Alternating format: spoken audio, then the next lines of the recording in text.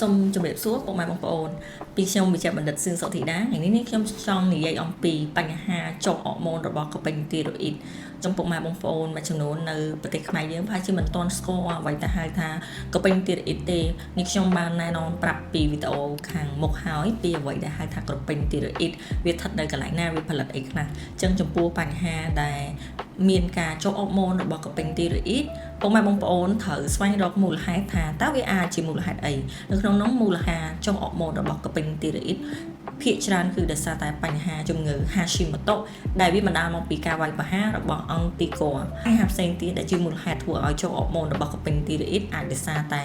មានការហូបថ្នាំមួយចំនួនដែលជាផលរំខានធ្វើឲ្យមានការចុះអរម៉ូនភាគច្រើនជាប្រភេទថ្នាំផ្លូវចិត្តមួយចំនួនដែលធ្វើឲ្យមានការចុះអរម៉ូនរបស់កប៉េញទីរ៉ូអ៊ីតមូលហេតុផ្សេងទៀតអាចដោយសារតែបញ្ហាដុំសាច់នៅលើកប៉េញទីរ៉ូអ៊ីតដែលវាបណ្ដាលឲ្យមានការប្រែប្រួលចុះអរម៉ូនជាហេតុមកពីដុំសាច់នោះវាជាអ្នកធ្វើឲ្យប៉ះពាល់ទៅលើទូនាទីរបស់កប៉េញទីរ៉ូអ៊ីតពេលមានផ្ទៃពោះឬក៏ក្រោយការមានផ្ទៃពោះអ្នកជឿអាចមានការរលាកកប៉េញទីរ៉ូអ៊ីតចុះអរម៉ូនការចុះក្រោយការវះកាត់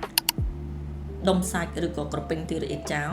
ឬក៏បញ្ហាចុះអរម៉ូនដោយសារនៃការព្យាបាលដោយការប្រើអ៊ីយ៉ូត131ក៏អាចធ្វើឲ្យមានការចុះអរម៉ូននៅលើក្រពេញទីរ៉ូអ៊ីតនេះផងដែរ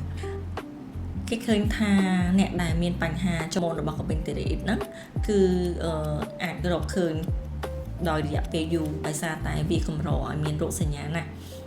នៅក្នុងរោគសញ្ញាដែលយើងតែងតែស្ដែងចេញឲ្យឃើញភាគច្រើនមានដូចជានៅពេលដែលចុះអរម៉ូនខ្លាំងអ្នកจึงអាចស្ដែងអាការៈចាញ់ត្រជាក់មានពិបាកបាត់ជើងធំមុខរាងស្ពុលអាចនឹងបេះដូងដើរយឺតឡើងគីឡូដែលមិនចង់ឡើងរដូវបាត់រដូវមិនទៀងទាត់សក់ជ្រុះឡើងខ្លាញ់ឬក៏អ្នកខ្លះមិនសប្បាយចិត្តអាចប្រឈមជាមួយនឹងបញ្ហា depression អាចមានកពើ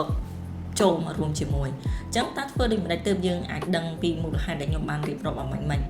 មូលហេតុដែលយើងអាចរកឃើញគឺយើងអាចរកឃើញតាមរយៈការពិនិត្យរាងកាយអាចរកឃើញតាមរយៈការធ្វើអេកូអាចឃើញថាសាច់កប៉េញនឹងស្អាតឬក៏មិនស្អាតអាចសង្ស័យថានឹងមានជំងឺណាមួយនៅក្នុងកប៉េញទីរ៉ូអ៊ីតដូចជាបញ្ហាដុំសាច់ជំងឺ Hashimoto ក៏យើងអាចមើលតាមរយៈអេកូអាចដាក់ការសង្ស័យដឹងមួយទៀតយើងអាចធ្វើការបូមឈាមមើលទៅលើអរម៉ូនកប៉េញទីរ៉ូអ៊ីតក៏ដូចជាការបែងចែកតើវាអាចដោយសារតែបញ្ហាខ្លួនឯងវាយប្រហារខ្លួនឯងជំងឺ Hashimoto ដែលយើងមើលតាម antibody ដែលអាចមានការកើនឡើងនៅក្នុងការបូមឈាមនោះរយៈការ scan ឬក៏អាចធ្វើ scintigraphy ណាមួយក៏អាចដឹងថាតើមានការប្រែប្រួលអរម៉ូនដោយសារដុំសាច់មួយចំនួនដែលមាននៅលើកប៉េញកនឹងដែរទីពោះផលវិបាកបើសិនជាយើងមិនធ្វើការព្យាបាលចំពោះជំងឺចុះអរម៉ូននោះទេអ្នកជំងឺអាចប្រឈមជាមួយនឹងបញ្ហាជំងឺបេះដូងសរសៃឈាមអាចប្រឈមជាមួយនឹងបញ្ហាបេះដូងលោតយឺតឬក៏អាចប្រឈមជាមួយនឹងបញ្ហាពាក់ព័ន្ធជាមួយនឹងការឡើងគីឡូលើសគីឡូច្រើនអ្នកជំងឺក៏អាចប្រឈមជាមួយនឹងបញ្ហាហើមដៃហើមជើងអាចប្រឈមជាមួយនឹងការសម្រាប់ពេទ្យការពិបាកមានបុត្រជំងឺផ្លូវចិត្តក៏ដូចជាជំងឺ depression មួយចំនួនអញ្ចឹងពុកម៉ែបងប្អូនបើសិនជាគិតថាខ្លួនឯងមានសញ្ញាសង្ស័យទៅលើបញ្ហាចុះអរម៉ូនកុំភ្លេចទៅជួបជាមួយគ្រូពេទ្យនិងឆែកជាមួយគ្រូពេទ្យព្រោះជំងឺនេះវាជាជំងឺរ៉ាំរ៉ៃហើយវាអាចបង្កឲ្យមានផលវិបាកទៅថ្ងៃក្រោយបើសិនជាយើងមិនព្យាបាលឬគល់របស់ជំងឺចុះអរម៉ូននោះទេសូមអរគុណ